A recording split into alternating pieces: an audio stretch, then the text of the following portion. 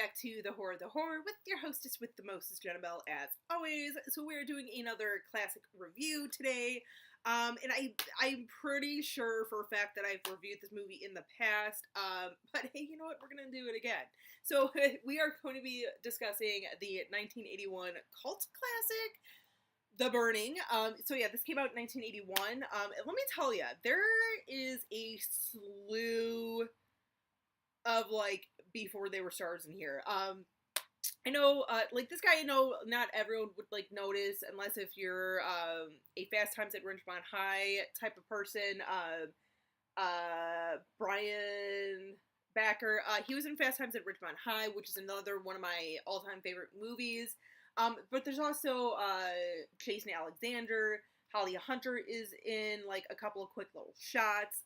Fisher Stevens is in this movie. There's a lot of like famous people in here before they were famous. But no, this is I love this movie. I feel like it's kind of gory, which I like. It's a good kind of like gory movie and everything.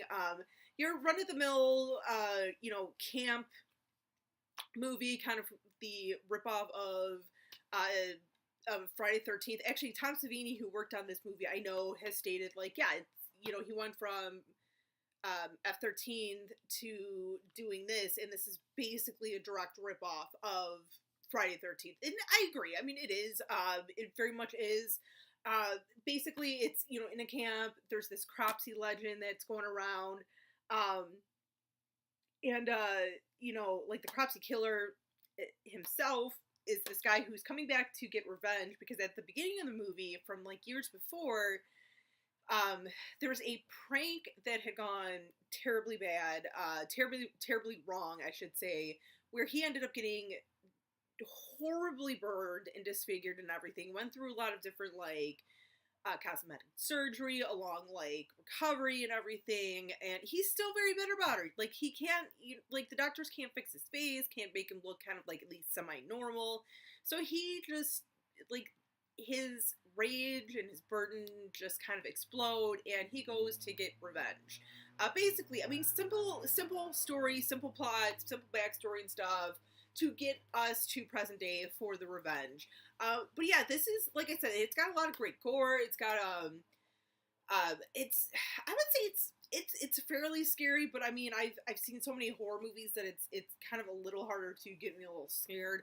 But the death scenes alone, I mean, I know they're pretty cheap and everything because it's 1981, but I mean, honestly, I miss practical effects like this. I really do. I think Tom Savini, I mean, he's the godfather of gore. He definitely did an amazing job. Some of his best work, in my opinion. I know he's not that happy about the Cropsey makeup, but I personally really do enjoy the reveal of him and everything. It's some of my favorite like scary face in movies, like in general. It's always been kind of one of my favorites. I do really enjoy it. Even though I know, like I said, Tom Savini's not that proud of it. I know he felt like he was very rushed with it and everything, so that's why it wasn't really to his standard of what he wanted. But it's still pretty good.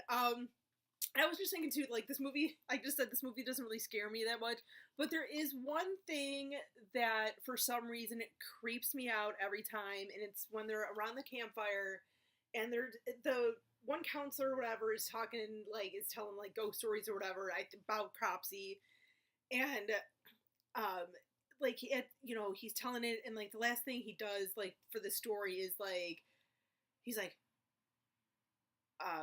he like turns to the camera, pans to the camera, and he says something like, "You're dead," and it's just the way he says it and everything. He says it so kind of like intense and everything, but kind of quiet that it creeps me out so much for some reason. I don't know why. I really don't know why. That's the one scene that kind of gets to me in this movie for some reason, which is weird. But no, it's a fun movie. I watched this like quite a bit. Even though it's a Weinstein movie and everything, I'd already bought the movie before, whatever, hashtag me too, I guess. Felt like I should probably say that, I don't know. Then again, I probably have harassed a few people in my life too, so whatever. But no, this is actually a really fun one. Like I said, it's fun. I like the story. Basic. I mean, like I said, it's a basic, generic rip-off story, but it's definitely worth checking out. Like I said, I watch it quite a bit. I probably watch this. It's last few years. It's been a pretty constant movie that's been on my October binge watch. I'd say I probably watch this movie 3 to 5 times a year. Not counting the October binge, but I would say like 3 to 5 times a year I'll watch this one, just because I do love it so much. So yeah, let me know what you guys think of this movie.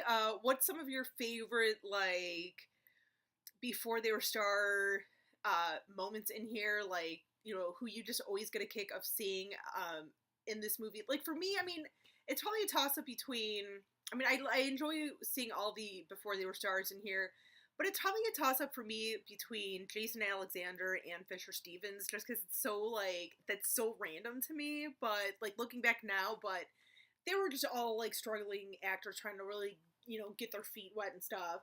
But yeah, let me know what you guys think of this movie. What are some of your favorite kills and stuff? What do you think of this movie? Yeah, let me know in the comments. Till next time, you guys, as always, stay creepy, classy, and a little bit sassy.